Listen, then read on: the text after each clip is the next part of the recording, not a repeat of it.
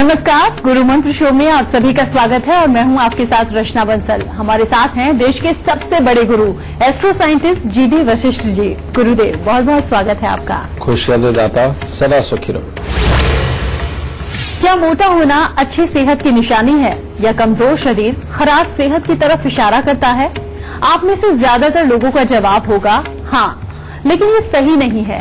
कई बार आपकी कुंडली में मोटापे और कमजोरी के लक्षण छिपे होते हैं। आज हम आपकी कुंडली में सेहत से जुड़ा हमारी कुंडली से क्या संबंध है, कुंडली में मोटापे के लक्षणों को कैसे पहचानें, छोटे बच्चों की बार बार बीमार पड़ने की क्या वजह होती है, बच्चों को बीमारी से बचाने वाला खास उपाय, राशि के मुताबिक आपके दिन का हाल जानेंगे। तो शो की शुरुआत करें, लेकिन उससे पहले हमारे दर्शकों को मैं याद दिला दूं, टीवी स्क्रीन पर जो ईमेल आईडी इस वक्त फ्लैश हो रही है उस पर आपको मेल करना है। आपको इस शो पर कॉलर बनने का मौका मिलेगा और अगर आप गुरुदेव से सीधा संपर्क करना चाहते हैं तो स्क्रीन पर दिए गए नंबर्स पर आप कॉल कीजिए। साथ ही साथ आप हमें फेसबुक पर भी फॉलो कर सकते हैं। फेसबुक पर गुरु मंत्र डालिए, हमारे पेज को लाइक कीजिए और गुरुदेव से अपने सवाल पूछिए। इससे ज्यादा तरीके आपको और कहां मिलेंगे। गुरुदेव, पहला कॉलर हम ले, लेकिन उससे पहले आपसे जानना चाहेंगे मेष, वृषभ और मिथुन राशि वालों का आज का दिन कैसा होगा। सबसे पहले बात करते हैं मेष राशि वालों की। आज अगर आप लोग अपने क्रोध पर नियंत्रण रखकर किसी से विवाद नहीं खड़ा करते तो हर तरह से दिन उत्तम होगा। आज पारिवारिक सुख अच्छा मिलेगा, कामकाज भी हर तरह से अच्छा बना रहेगा और यात्राओं के योग भी है और मित्रों का सहयोग भी प्राप्त होगा। वृषभ राशि, इसी तरह से वृषभ राशि वालों के लिए भी हर तरह से उत्तम दिन है। हर तरह से मित्रों का अच्छा सहयोग प्राप्त होगा। कामकाज के लिए अच्छा आज का दिन है। जिस चीज के लिए प्रयास करेंगे उत्तम होगा और परिवार के साथ भी अच्छा समय व्यतीत होगा। मिथुन राशि वालों के लिए कुछ खट्टा मीठा दिन है। परिवार के साथ संबंधों में और कार्य के अंदर लाभ में हर तरह से उत्तम दिन है, परंतु अपने क्रोध पर नियंत्रण बना के रखें और किसी से बेमतलब के विवाद में न पड़े और वाहन के प्रति थोड़ा सा सावधानी बना करके रखें, वरना एक्सीडेंट का योग बन सकता है। गुरुदेव, कई बार देखने में ये आता है कि बहुत लोग होते हैं जो कम खाते हैं, डाइटिंग करते हैं, व्यायाम करेंगे, एक्सरसाइज करेंगे, वर्कआउट करेंगे, लेकिन फिर भी मोटापा जो है वो कम होने का नाम नहीं लेता। तो क्या कुंडली में मोटापे के ऐसे कोई लक्षण होते हैं जिन्हें हम पहचान सकें? जैसे जन्म कुंडली के अनुसार मोटापा उन लोगों को आता है जिनकी जन्म कुंडली के अंदर बुध और बृहस्पति का आपस में मेल हो जाए, या बृहस्पति बुध की राशियों में हो या बुध बृहस्पति की राशियों में हो और इनमें से कोई भी एक ग्रह या दोनों ग्रह खराब हो तो समझ लो मोटापा पक्का है। एक तो ये चीज। दूसरा, जिन लोगों की जन्म कुंडली के अंदर शुक्र बहुत ही खराब अवस्था के अंदर हो और नीच राशि के अंदर हो या शुक्र का मेल बृहस्पति के साथ में हो, बेटा उन लोगों को भी मोटापा आता है। उसका कारण क्या है? बुध और बृहस्पति ये दोनों ही दिमाग के ग्रह हैं। इनका शरीर के साथ कोई संबंध नहीं होता ज्यादा, लेकिन नसों के साथ, हमारी ऑक्सीजन की जो प्रक्रिया है उसके साथ संबंध होता है और प्लस इन दोनों की वजह से जो हमारी सोच उत्पन्न होती है उसके साथ संबंध होता है। इसलिए इन दोनों के मेल की वजह से शरीर के अंदर एक फुलावट वाला माहौल बनता है, जिसमें जो कहते हैं कि जो बुध होता है वो एक खाली मटके के आकार का होता है। कहने का मतलब उसके अंदर हवा होती है लेकिन दिखने में बाहर से सॉलिड। ठीक इसी प्रकार से ये शरीर को बढ़ाना शुरू कर देता है। और इसके पीछे कमी क्या होती है? इसके पीछे कमी ये होती है कि बच्चे का बचपन से ही जो सांस लेने का जो तरीका होता है उसमें कमी होती है। जनरली बच्चे आप देखो कि जो नया पैदा हुआ बच्चा है और जब थोड़ा बड़े होने तक भी जब वो सोता है तो पहले वो बहुत तेज तेज सांस लेता है जब वो ज्यादा छोटा होता है। जैसे जैसे बड़ा होता है तो आप देखेंगे कि जब वो श्वास लेता है तो उसका पेट साथ के साथ फूलता है और सिकुड़ता है। लेकिन जिनका बुध बृहस्पति का मेल हो जाता है, इन बच्चों की सांस बहुत छोटी होती है, जो कि ये छाती के हिस्से तक ही जाती है, पेट तक नहीं जाती, जिसकी वजह से अंदर का जो तंत्र है, जो पेट के अंदर का तंत्र है, उसके अंदर एक खालीपन बनने लगता है और फैलने और सिकुड़ने की प्रक्रिया पूरी न होने के कारण उनके अंदर मोटापा आने लगता है। और जब पेट के ऊपर मोटापा आता है तो सारे शरीर के ऊपर अपने आप वो फैलने लगता है। ठीक है, इस पर अगर बृहस्पति खराब अवस्था के अंदर हो जाए और साथ में चंद्रमा का मेल भी हो जाए तो मोटापे के साथ में शरीर के अंदर पानी भरने का काम भी होता है। यानी कि जितनी जगह उसके अंदर कोई ना कोई चीज तो जाके अपनी जगह बनाएगी ना, तो ऐसी अवस्था में वहां पानी ज्यादा भर जाता है और हाथ पांव जो है वो काफी सख्त होने लगते हैं। और कई लोगों के आपने देखा होगा वो मोटे होते हैं, जब उनको दबाया जाए तो वहां थोड़ी देर के लिए निशान बन जाता है, वो जो धीरे धीरे करके ठीक होता है। ये पहचान होती है बुध, बृहस्पति और चंद्र के मेल की। और अगर इस तरह का मोटापा हो तो बेटा इसका उपाय जरूर करके चलना चाहिए। और वो उपाय क्या है? वो उपाय है 43 दिन लगातार खाली मटका ढक्कन लगा के उसको जल प्रवाह कर देना चाहिए। और उसके बाद दूसरा उपाय एक और, वो क्या? 43 दिन लगातार तांबे का पैसा छेद वाला ये जल प्रवाह करना बहुत जरूरी होगा। इस तरह से हम इस बुध बृहस्पति के मेल के कारण पैदा हुए मोटापे से निजात पा सकते हैं। और इसके बाद धीरे धीरे करके ये मोटापे के ऊपर असर आता है और अच्छा होने लगता है। कहने का मतलब आदमी पतला होने लगता है। लेकिन इसके साथ अगर आप अपनी श्वास प्रक्रिया में भी बदलाव करेंगे तो आपको बहुत जल्दी रिजल्ट नजर आएंगे। वो क्या है? आजकल वैसे भी योग का जमाना है, योगा लोग करते हैं, लेकिन आप लोगों को योग की बजाय दौड़ लगानी चाहिए या कुछ ऐसा करना चाहिए जिसके अंदर की आपकी सांस फूले।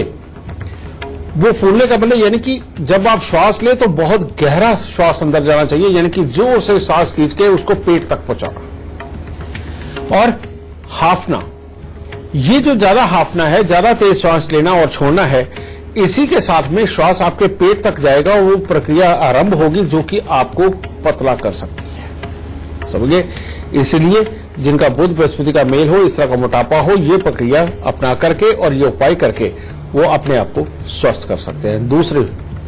दूसरा योग है शुक्र का कमजोर होना। जिनका शुक्र कमजोर होता है, खराब घर के अंदर बैठ जाए, खराब राशि के अंदर बैठ जाए या बृहस्पति के साथ में बैठ जाए और बैठ करके खराब हो, तो इन लोगों को भी मोटापा बहुत जल्दी पकड़ता है। पर ये वाला मोटापा एक ऐसा मोटापा होता है जो आलस का बढ़ाया हुआ होता है और बार बार दिमाग के अंदर बहुत सारे ख्यालात चलने के कारण जो आलस आया होता है उसके कारण ये होता है, या फिर अपने व्यसनों के कारण। कहने का मतलब आलस या खराब खानपान या शराब मांस का प्रयोग, इनकी वजह से बृहस्पति और शुक्र का मेल का आलस बढ़ता है। और स्वयं अगर अकेला शुक्र खराब हो तो फिर इंसान के शरीर के अंदर जोश नहीं होता, काम करने को मन नहीं करता और पूरी तरह से किसी काम को जब पूरा नहीं कर पाता तब मोटापा आता है। अब इन दोनों के डिफरेंस भी अगर चेक करने हैं तो मैं आपको वो बताता हूं। जब शुक्र अकेला खराब हो तो तब इंसान को शरीर के अंदर किसी न किसी हिस्से के अंदर बार बार दर्द उठता है। जैसे 1 महीना ठीक रहेंगे, उसके बाद किसी न किसी मसल के अंदर पेन होगी, ये बैक के अंदर, पीठ के अंदर कोई ना कोई नस चढ़ जाएगी, समझे, और कोई ना कोई कभी टांग के जोड़ जो है, इसके आसपास के जो मसल हैं इनके अंदर कोई प्रॉब्लम हो जाएगी, कभी पेट में दिक्कत हो जाएगी। ये होती है शुक्र के अकेले होकर के खराब होने की अवस्था। अगर ये अवस्था हो तो इंसान को शुक्र के उपाय अगर वो रेगुलर करेगा तो ही पार उतरेगा। और उसके लिए सबसे उत्तम उपाय एक है कि इंसान कम से कम 1.25 महीने यानी कि 43 दिन के लिए ये उपाय जरूर करे, पहले लगातार और बाद में हर शुक्रवार। और वो क्या है? आटे का दिया बना करके उसमें देसी घी भर के, रुई लगा के, बत्ती लगा के, ये आटे के दिए को मंदिर के अंदर 43 दिन सुबह उठ करके नहा धो करके जाकर के जरूर जलाए। और कोशिश करें लक्ष्मी नारायण का अगर मंदिर हो, राम भगवान का हो, श्री कृष्ण राधे जी का हो, वहां पर जलाए। इसको करने से शुक्रदेव अच्छे होते हैं। और जब दिया वहां पर जलाना है तो कम से कम 5 मिनट के लिए आंखें बंद करके वहां पर ध्यान लगाना, परमात्मा को प्रार्थना करना या उनका किसी प्रकार का कोई पाठ करना, यह बहुत जरूरी होगा। और इससे शुक्र खराब की अवस्था बिल्कुल ठीक होने लगेगी। इसके साथ ही हर शुक्रवार को अगर हो सके तो गाय को चारा खिलाना, उसको पानी पिलाना, उसके शरीर पे हाथ फेरना, ये अगर साथ में करता है तो बहुत दिनों के अंदर, बहुत जल्दी के दिनों के अंदर उसको रिजल्ट मिलेगा। अगर बृहस्पति शुक्र का मेल हो तो क्या होता है? बृहस्पति शुक्र के मेल के अंदर इंसान का दिमाग इतना तेजी के साथ चलता है जिसके चलते हुए इंसान दूसरे ही कामों में और बेकार की सोचों में या काम की सोचों में इतना व्यस्त रहता है कि जिसके कारण वो अपने शरीर पे ध्यान ना देने के कारण मोटा होता चला जाता है। और इसके साथ ही अगर इंसान को शराब मांस का प्रयोग करने की आदत हो जाए और रोज शराब पीने लगे, उसके कारण भी वो मोटा होता चला जाता है। ये व्यसन के साथ में मोटा करता है। इसके लिए भी उपाय करना बहुत जरूरी है और वो उपाय क्या है? 43 दिन लगातार 2 किलो आलू हल्दी से पीले करके, यानी कि आलू को बीच में से काट के उसको हल्दी से पीले करके वो गाय को जरूर खिलाएं। और जिन लोगों की कुंडली के अंदर ये योग है उनको मोटापा जरूर होगा, और जिनको मोटापा है वो अपनी कुंडली खोल के देखें, उनको अपना योग मिल ही जाएगा। और अपने अपने योग के अनुसार बेटा ये उपाय करो और इस मोटापे से छुटकारा पाओ। गुरुदेव से बातचीत का सिलसिला भी जारी है, लेकिन अभी जान लेते हैं कर्क, सिंह और कन्या राशि वालों का आज का दिन कैसा होगा। कर्क राशि वालों के लिए बहुत ज्यादा उत्तम दिन नहीं है। आज धन के खर्चे वो आपको बढ़े हुए नजर आएंगे। क्रोध की अधिकता के कारण नकारात्मक विचार मन में उत्पन्न होकर के किसी न किसी के साथ अनबन हो सकती है, तो इसीलिए थोड़ा धैर्य बना के रखें, तब दिन उत्तम होगा। सिंह राशि वालों के लिए भी दिन हर तरह से उत्तम है अगर अपने स्वास्थ्य का खास तौर पे आज ध्यान रख के चलते हैं तो। शिक्षा के क्षेत्र में कामयाबी मिलेगी, मन प्रसन्न रहेगा, परिवार के सदस्यों से भी स्नेह मिलेगा। कन्या राशि वालों के लिए खट्टा मीठा दिन है। आज जो भी कार्य करेंगे पूरे आत्मविश्वास के साथ करेंगे, जिसके कारण सुखद समाचारों की प्राप्ति भी होगी। परंतु परिवार में किसी का स्वास्थ्य खराब होने के कारण चिंताएं बढ़ सकती है, जिसके कारण धन खर्च भी बढ़ेगा। गुरुदेव, आज हम सेहत की बात कर रहे हैं, तो जाहिर सी बात है कि बचपन से ही शुरुआत होती है। क्या कोई ऐसा भी उपाय है कि वो उपाय कर दिया जाए तो बच्चे की ग्रोथ सही हो, बच्चे को कोई बीमारी ना लगे, या छोटी मोटी जो दुर्घटना होती है सेहत को लेकर भी जो परेशानी होती है वो ना हो? बिल्कुल तुमने ठीक कहा रहे कि जन्म कुंडली के अंदर बैठा हुआ ग्रह चाहे कितना भी खतरनाक पोजीशन के ऊपर बैठा हुआ हो, जब तक उसकी वस्तुएं घर में नहीं आएंगी और माहौल के अंदर नहीं होती, उसके रंगों का जब तक प्रयोग नहीं किया जाता, तब तक वो बुरा असर नहीं दे पाता। तो इसके साथ में हम इस चीज को जोड़ते हैं साथ में कि जब भी कभी बच्चे को सेहत की दिक्कतें आती हैं तो पापी ग्रह बहुत बड़े जिम्मेवार होते हैं, जो शुभ ग्रहों को खराब करके उनको पाप करने के लिए मजबूर करते हैं। इसीलिए बच्चे की पैदाइश के बाद जो खास ध्यान रखने वाली बात होती है वो क्या होती है? नंबर 1, आप चंद्र और मंगल को मजबूत करके चलें, यानी कि उसको छोटी उम्र से ही शहद जरूर चटाते रहें बच्चे को, पहली बात। दूसरा, क्योंकि शहद को चटाने से पापी ग्रह शनि और राहु या अगर किसी तरह से शुक्र केतु भी बुरा फल दे रहे हैं तो बेटा ये बचाव रहता है, पहली चीज। दूसरा, बच्चे के तन पर और उसके बेड और आसपास में कहीं पर भी काले और नीले रंग के वस्त्र या काले और नीले रंग के कलर कहीं पर भी ना हो, इसका खास ध्यान रखें। इससे भी बच्चे की इम्यूनिटी पे बहुत फर्क पड़ेगा और बहुत अच्छी उसकी ग्रोथ बनती है। तीसरा, बच्चा जब तक 3 साल का ना हो जाए तब तक अगर आप एक असूल बना लें कि हर रविवार को जौ या गुड़ और जौ बच्चे के शरीर से 7 बार उतार के अगर आप ये दान देते रहें या जौ पक्षियों को डालते रहें और गुड़ गरीबों को दान दे दें, आप मात्र अगर इतना सा उपाय भी करके चलेंगे तो बच्चे की इम्यूनिटी बहुत ही अच्छी बनेगी, उसके पास से रोग कोसों दूर रहेंगे और बच्चा बिल्कुल हर्षपूर्ण और बिल्कुल स्वस्थ और तंदुरुस्त होता हुआ पूरी तरह से बड़ा होगा। ठीक है बेटा, एक गुड़ और जौ का उपाय एक तरह का अमृत बाण के रूप में काम करेगा और बच्चे को अच्छा स्वास्थ्य देगा। गुरुदेव, आगे बढ़ते हुए अब लाइव कॉलर हमारे साथ जुड़ गए हैं, उनसे बातचीत कर लेते हैं। मुंबई से रंजना हमारे साथ जुड़ गई हैं। बहुत बहुत स्वागत है आपका। सबसे पहले आप अपनी जन्म की तिथि, जन्म का वक्त और जन्म का स्थान गुरुदेव को बताइए, फिर अपना सवाल पूछिए। नमस्ते गुरुजी, मेरा नाम रंजना नंदवाना है। मेरी डेट ऑफ बर्थ 17 अगस्त 1979 है। मैं विलेपाला वेस्ट में रहती हूँ, बॉम्बे में। मेरे बच्चे आगे बड़े होके मतलब उनका भविष्य में उनका क्या फ्यूचर होगा उनका, उसके बारे में आप मुझे कुछ उपाय बताएं। बेटा, तुम्हारी कुंडली के अनुसार तुम्हारे बच्चों का सुख अगर मंगल देव चौथे घर के अंदर बैठे हुए हैं, कहते हैं पति के सुख, कामकाज और लाभ तीनों के लिए कुछ न कुछ खराबी के योग देते हैं। और खास तौर पे ऐसे में अगर तुम बहुत ज्यादा पूजा पाठ करने वाली हुई तो ये तकलीफ के योग ज्यादा बढ़ा देगा, क्योंकि केतुदेव जन्म कुंडली के 12वें स्थान पर बैठे हैं। ठीक है। दूसरी बात, अगर तुम साउथ फेसिंग घर के अंदर रही या घर के सामने पार्क, मैदान या खाली प्लॉट हुआ या कीकर, बेरी, नीम या पीपल का पेड़ हुआ तो फिर मामले खराब होंगे, क्योंकि तुम्हारा गुस्सा ही ज्यादा बढ़ता चला जाएगा। पति पत्नी के सुखों में दिक्कत आएगी, इनकम के अंदर दिक्कत आएगी। अब ऐसी अवस्था के अंदर नेचुरली बात है कि बच्चों की ग्रोथ के ऊपर भी फर्क पड़ता है, उनके मेंटली स्टेटस पे भी फर्क पड़ता है। इसीलिए तुम्हें मंगल के ये उपाय करके और साउथ फेसिंग मकान से दूर रहना चाहिए, यानी कि दूसरी दिशा का मकान लेना चाहिए। तीसरी बात, बच्चों के स्थान के ऊपर बुध, शुक्र, सूर्य और बृहस्पति, ये चारों ग्रह बैठे हुए हैं।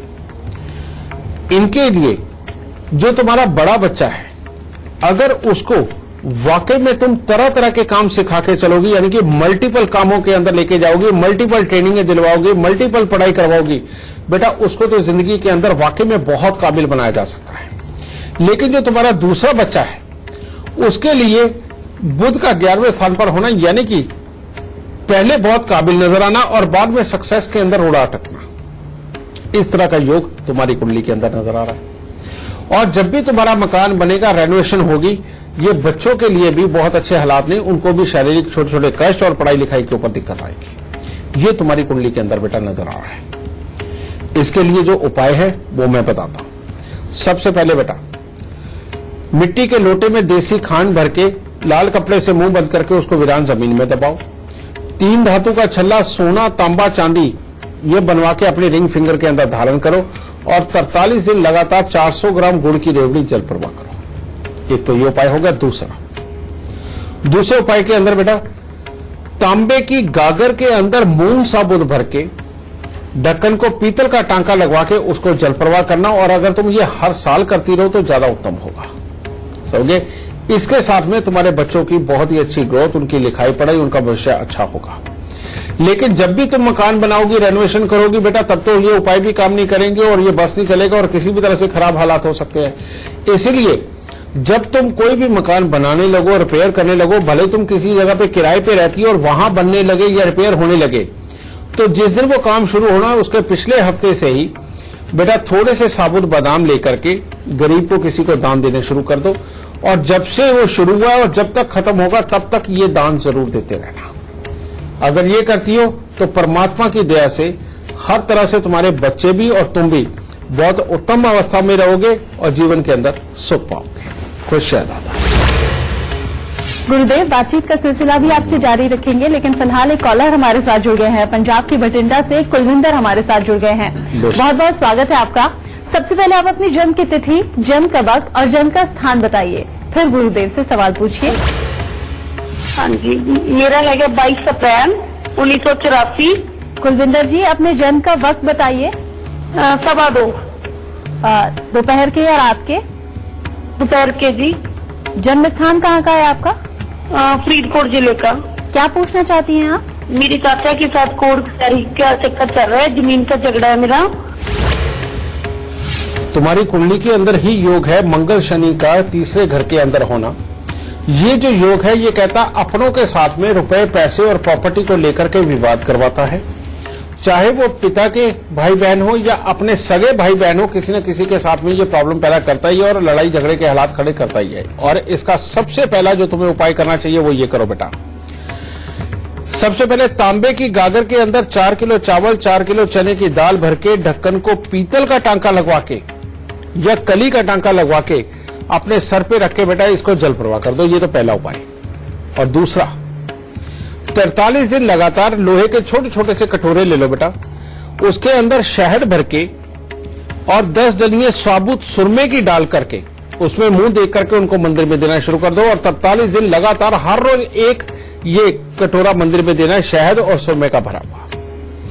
ये 2 उपाय हो गए। और तीसरा, अब तुम्हारे लिए खास उपाय जो पति पत्नी के सुखों के लिए अच्छा रहेगा और इनकम के लिए, और वो है अपने वजन के बराबर जवार लेकर के उसे मंदिर में दो और 43 दिन 800 ग्राम जिमीकंद लेकर के उसे मंदिर में दो। बेटा ये उपाय करके देख ले, ये चाचा के साथ जो भी तेरा झगड़ा है ये भी खत्म होगा।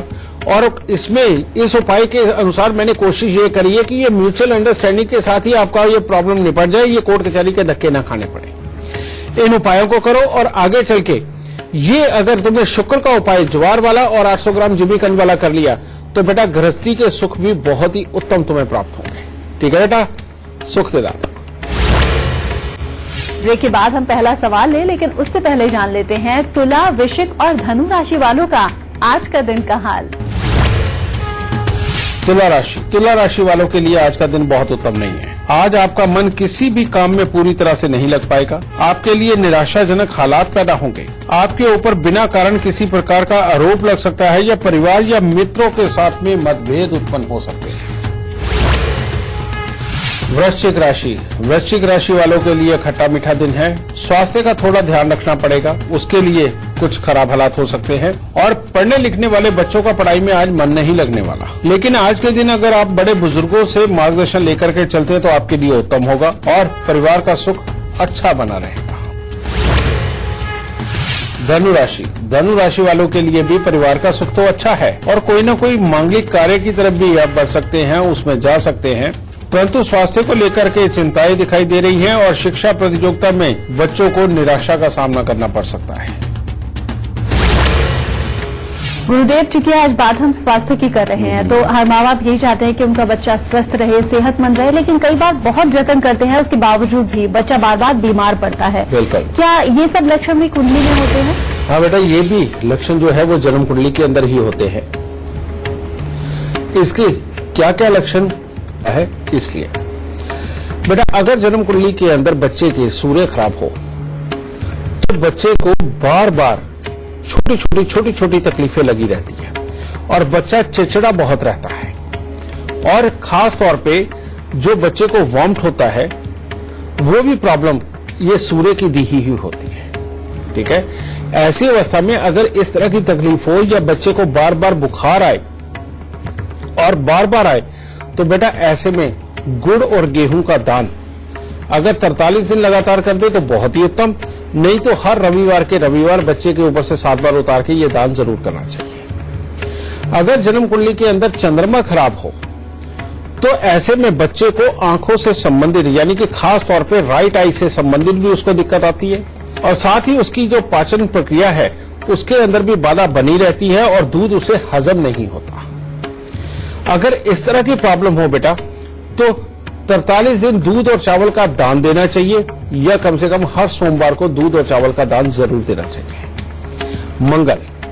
अगर मंगल खराब हो तो बच्चे के पेट के अंदर दर्द ज्यादा बनता है और बच्चा गुस्से में ज्यादा रहता है, भले छोटा सा हो, मान लो महीने 2 महीने का भी है, तो बच्चा के जब गुस्सा होता है वो एक अलग चीज होती है, चिड़चिड़ापन हो एक अलग चीज होती है। बच्चे के अंदर गुस्सा ज्यादा बनता है और प्लस उसके पेट के अंदर दर्द होते हैं और बार बार होते हैं। अगर इस तरह के हालात हो बेटा तो हर मंगलवार को 8 गुड़ की रोटी तंदूर में लगवा के बच्चे के ऊपर से 7 बार उतार के वो पक्षियों को डाल देनी चाहिए। इससे बच्चे का ये बुरापन वो समाप्त होगा। अगर बच्चे की कुंडली के अंदर बुध का खराब होना है तो फिर बच्चे को बार बार बेटा मसल्स के दर्द की या कोई बाजू वगैरह खिंचाने की ऐसी प्रॉब्लम में आती है और बच्चा बार बार बेड के ऊपर घूमता हुआ गिर जाता है, समझे, और साथ ही उसको कफ की दिक्कत और गले की दिक्कत बनती है। ये बुध की खराबी के यह सिम्टम्स है बेटा। अगर इस तरह के हालात हो तो कांसे का कटोरा लेकर के उसके अंदर देसी खांड से उसको पूरा भर के उसके ऊपर देसी घी से तर करके और 12 कपूर की टिक्की रख के बच्चे के सर से पांव तक उसे 7 बार घुमा के बेटा जाके जल प्रवाह कर देना चाहिए। इससे बुध की अगर ये खराबी है वो खत्म हो जाएगी। बृहस्पति देव, अगर बृहस्पति हो तो बच्चे को बार बार बुखार होता है, बार बार उसके ये छाती जाम होती है और बार बार बेटा उसको ऐसी प्रॉब्लमें होती है जिसमें कि श्वास लेने के अंदर उसको दिक्कत आए और कई बार तो यहां तक के भी हालात बनते हैं कि बच्चे को वो जो कफ ऐसा बनता है कि जिसके अंदर दो दो आवाजें आने लग जाती है। अगर ये प्रॉब्लम हो तो 43 दिन लगातार 200 ग्राम चने की दाल बच्चे के सर से 7 बार उतार के उसको मंदिर में दो, चाहे जल प्रवाह करो। और अगर शुक्र खराब हो तो बच्चा बिल्कुल स्थिर पड़ा रहता है, बार बार उसको सेहत की कमजोरी के हालात बनाते हो, उसको आप मल्टी विटामिन या टॉनिक वगैरह कई कुछ देते हो लेकिन उसके बावजूद वो पूरा एक्टिव नहीं नजर आता और शरीर सुकड़ता चला जाता है। जब बच्चे का शरीर बिल्कुल सुकड़ता चला जाए और एक्टिवनेस ना हो और बार बार हल्की हल्की आवाज के अंदर रोता रहे तो इसके लिए सबसे उत्तम उपाय वो जो मुल्तानी मिट्टी होती है बेटा, पुराने समय के अंदर हम अपनी फट्टी के ऊपर उसे पोंछ के और उसके ऊपर लिखा भी करते थे, पीले वाली जो मिट्टी होती है मुल्तानी मिट्टी, इसको एक दिन पहले रात्रि के अंदर आप पानी के अंदर भिगो दें, रात भर में ये नरम हो जाएगी। उसको सुबह सवेरे यानी कि सुबह 5 बजे के आसपास आप एक उसके शरीर के ऊपर उस मुल्तानी मिट्टी का पहले लेप करें, उसे 5 बजे से लेके 7 साढ़े 7 बजे तक रखें, यानी कि 2-2.5 घंटे तक वो बच्चे के शरीर पर लगी रहनी चाहिए। उसके बाद में गुनगुने पानी से उसको स्नान करवा दें और इस प्रकार से आप कम से कम 27 दिन करें।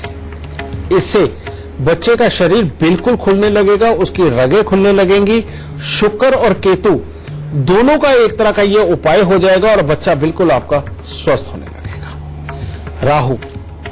राहु जब देता है तो फिर बच्चे को बहुत बड़ी तकलीफें देता है। बेटा वो क्या देता है, बहुत तेज तेज बुखार, बच्चे के लिए बार बार चोट लगने का सीन बनना, कभी दूसरे बच्चे के हाथ लगने के कारण कुछ हो गया, कभी बच्चे के नाक में कुछ चला गया, कभी बच्चे के कान में कुछ चला गया, इस तरह की प्रॉब्लम में देता है राहु। और ये हो तो हर शनिवार को एक नारियल पूजा वाला और थोड़े से साबुत बादाम लेकर के बेटा वो दान देना शुरू करो, देखिए बच्चा आपको अपना बिल्कुल स्वस्थ मिलना शुरू हो जाएगा।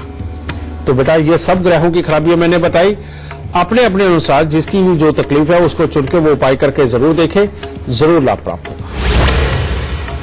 गुरुदेव से बातचीत का सिलसिला जारी है, लेकिन फिलहाल जानते हैं मकर, कुंभ और मीन राशि वालों का आज का दिन कैसा होगा। मकर राशि वालों के लिए दिन उत्तम है।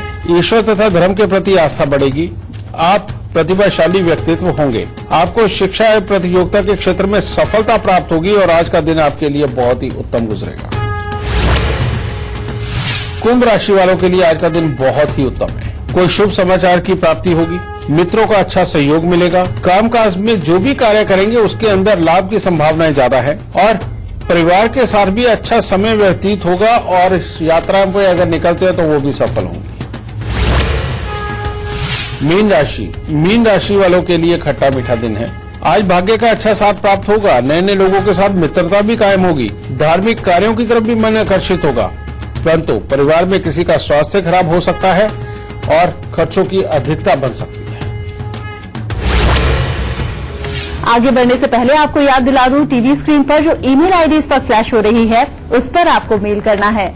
आपको इस शो पर कॉलर बनने का मौका मिलेगा और अगर आप गुरुदेव से सीधा संपर्क करना चाहते हैं तो स्क्रीन पर फ्लैश हो रहे नंबर्स पर आप कॉल कीजिए। गुरुदेव, आगे बढ़ते हुए एक और लाइव कॉलर हमारे साथ जुड़ गई हैं। लखनऊ से अनामिका हमारे साथ हैं जो कि अपने बेटे के बारे में जानना चाहती हैं। अनामिका जी, बहुत बहुत स्वागत है आपका। सबसे पहले आप अपने बेटे की जन्म की तिथि, जन्म का वक्त और जन्म का स्थान गुरुदेव को बताइए, फिर अपना सवाल पूछिए। मेरा नाम अनामिका अवस्थी है, लखनऊ से है। तो मुझे अपने बच्चे के बारे में पूछना है। उसका नाम शांत अवस्थी है। 16 मई 2012 को पैदा हुआ था, 3:23 को लखनऊ में ही। इनके भविष्य के बारे में ही पूछना था कि क्या करेंगे आगे, और ये थोड़ा बीमार रहता है। बेटा इसका भविष्य तो बहुत अच्छा है, उसमें कोई दो राय नहीं। कारण ये है कि जो ग्रह योग यहाँ पर मैं देख रहा हूँ, ये आगे चल के किसी न किसी चीज का प्रोफेशनल बनाते हैं। चाहे इंसान की पढ़ाई लिखाई बहुत अच्छी हो या ना हो, लेकिन उसको किसी न किसी चीज का बहुत ही अच्छा प्रोफेशनल कारीगर बना देते हैं। ठीक है, इसीलिए इसके भविष्य की तो चिंता करने की जरूरत नहीं। लेकिन हाँ, इसके लगन के अंदर बैठे हुए खराब शनि इम्यूनिटी को कमजोर करते हैं, आंखों की दिक्कतें देंगे, छोटी छोटी तकलीफें रोज आए दिन लगा करके रखेंगे और चिड़चिड़ापन बहुत बढ़ाएंगे बच्चे का। इसको ठीक करने के लिए तुम्हें उपाय जरूर करना चाहिए, एक ये, और वो उपाय है 43 दिन लगातार 60 ग्राम साबुत सुरमा लेकर के घास वाली जमीन में दबा देना, और हो सके तो बार बार बेटा बच्चों को बड़ के पेड़ के ऊपर दूध और पानी चढ़वा के गीली मिट्टी का तिलक इसके लगवाती रहो, इससे इसकी इम्यूनिटी बहुत अच्छी बनेगी और ये प्रॉब्लम बिल्कुल खत्म हो जाए। दूसरा, हर मंगलवार के दिन बेटा मिठाई मंदिर के अंदर देना, चढ़ाना मत भूलना। ये बच्चा अगर हर मंगलवार को कुछ ना कुछ मीठा मंदिर में चढ़ाता रहेगा तो ये दोबारा बीमार होगा ही नहीं, ठीक है। इतने छोटे से उपायों के साथ ही परमात्मा की दया से इसका बेड़ा पार है। लेकिन इसका चंद्रमा छठे घर का है, जो पिता को ऊपर की इनकम और बहुत अच्छी इनकम की हालात बनाता है। अगर ऐसे में दूध और पानी का दान दे दिया जाए, लोगों के लिए प्याऊ लगवा दिया जाए और यह छबील को बंटवाया जाए अपने पास से पैसे देकर और खुद लगवा करके, तो बेटा परिवार और पैसा दोनों ही घट जाते हैं और अपनों का सुख टोटली घट जाता है। इसीलिए अगर हो सके तो 3-4 साल में एक बार शमशान घाट या किसी हॉस्पिटल के अंदर प्याऊ तुम लगवा दिया करो। इसको लगवाने से परमात्मा की दया से इस चंद्रमा की ताकत पूरी तरह से बनी रहेगी और आगे इसका भविष्य बहुत ही सुनहरा होगा और अच्छा ज्ञान भी प्राप्त करेगा। तो ये उपाय करो बेटा, परमात्मा सब कुछ भली करेगा। अगर आप हमारे शो पर लाइव सवाल करना चाहते हैं तो gurumantra@itvnetwork.com पर मेल करते वक्त इस बात का जिक्र कर दीजिएगा। हमारी टीम आपसे खुद संपर्क करेगी। और अगर आप गुरुदेव से सीधा संपर्क करना चाहते हैं तो टीवी पर नीचे दिख रहे नंबर्स पर आपको कॉल करना है। गुरुदेव, चूंकि अब शो खत्म होने का वक्त आ गया है, लेकिन उससे पहले हमारे दर्शकों को आज आप सेहत से जुड़ा हुआ सबसे खास गुरु मंत्र जरूर दीजिए। बेटा, आज का गुरु मंत्र एक ही है कि जो आपके पारिवारिक जो कस्टम चले आ रहे हैं, जो रीति रिवाज चले आ रहे हैं, और वो भी बच्चों की पैदाइश के ऊपर जो करने वाले रीति रिवाज है, उनको मत छोड़िए। वो जैसे जैसे छूटते जाएंगे, ये बात बिल्कुल सत्य है बेटा कि उनका बुरा असर बच्चे के ऊपर या बच्चों के ऊपर आना वाकई में वो तय हो जाता है। जैसे जिनके घरों में पहले बच्चों के पैदा होने के बाद उनकी कमर के ऊपर तड़ाकी बांधने का एक विधान था, लेकिन आजकल बिल्कुल बंद कर दिया है कि अब कौन करे, शहरों में कौन करता है, अब तो दादी भी नहीं है, नानी भी नहीं है, तो रहने दो। बेटा, ये चीज मत करो। ये चीज करने से वाकई में बच्चे की शुरुआत से ही जब सोच समझ और उसकी फिजिक डेवलप हो रही होती है, ये वाले जो पारिवारिक जो कसम होते हैं, ये वाकई में इतना बड़ा असर डालते हैं कि बच्चे का दिमाग भी और उसकी सेहत भी बहुत अच्छी ग्रो करती है, जो चीजें आपकी पहले से चली आ रही है। अगर इसको बंद करते हो तो वाकई में बच्चे के मानसिक विकास में भी और उसकी सेहत में भी वाकई में फर्क आता है और तकलीफ बनती है। एक तो ये चीज। दूसरा बेटा, जो हमारे यहाँ संस्कारों में ये दिया गया है कि इतने दिनों के बाद में चूल्हे पे चढ़ना है, इतने दिनों के बाद में अन्नप्राशन करना है, इतने दिनों के बाद में नामकरण करना, और इन सबके वक्त में जो हवन और यज्ञ किया जाता है उसका एक अपने आप में बहुत बड़ा महत्व है बेटा। आपको यज्ञ का मतलब पता है क्या होता है? यज्ञ हमेशा उन्हीं वस्तुओं का, उन्हीं सामग्रियों का, उन्हीं चीजों का होता है जो हमारे खाने पीने के अंदर हमें बहुत ही ज्यादा पौष्टिक होती है, बहुत ताकत देती है और हमें इम्यूनिटी को बढ़ाती है, हमारी सोच समझ को दुरुस्त करती है, हमारे अंदर धैर्य पैदा करती है, ज्ञान देती है, उन्हीं चीजों का। और सबसे बड़ी बात आप देखो, कोई भी यज्ञ बिना देसी घी के कभी संपूर्ण होता है? देसी घी जरूर होता है। उसके अंदर हलवे का, खीर का भोग लगता है, उसको मिठाई अर्पण होती है, उसके अंदर जड़ी बूटियां जो सामग्री के रूप में पैदा की जाती है, वो ऐसी जड़ी बूटियां होती हैं कि जिनका धुआं पूरे घर के अंदर भी फैल जाए तो तब भी अस्थमा के पेशेंट को भी कभी भी श्वास में तकलीफ नहीं महसूस होती। इस बात को समझा आपने?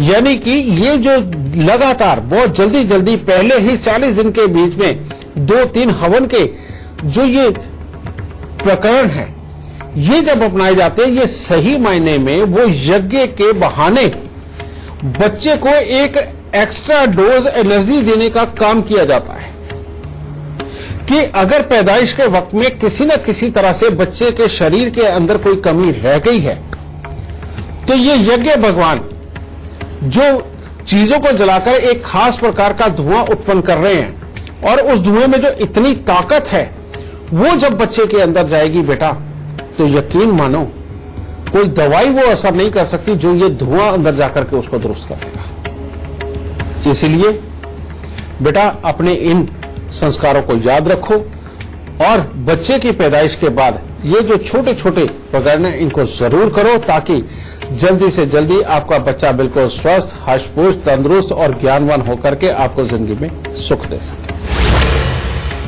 तो आज का शो देखने के बाद आपको आपके मोटापे या फिर कमजोरी या फिर सेहत से जुड़ी हुई जो भी परेशानी होगी उसका हल मिल गया होगा। बस आप गुरुदेव के बताए हुए लक्षणों को याद रखिए और उपाय जरूर करते रहिए। गुरुदेव बहुत बहुत धन्यवाद आपका। माता रानी खुशियां दे, सदा सुखी रखे।